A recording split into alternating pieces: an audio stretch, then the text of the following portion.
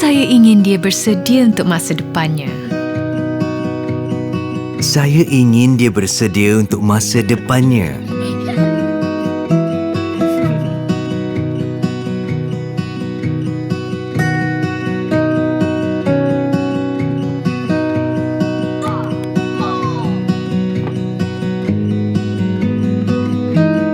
Belajar mengira, mendarab, membahagi itu penting. Belajar untuk bersyukur. Alhamdulillah, barulah dia kenal erti kesyukuran.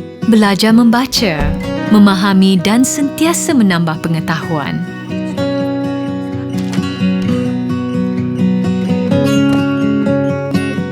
Belajar memahami perasaan orang lain.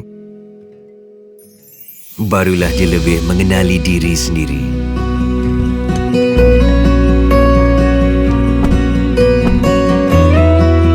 Belajar berkongsi pendapat dan ideanya dengan orang ramai.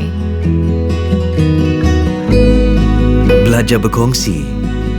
Barulah terbuka hatinya apabila orang lain berkongsi dengannya.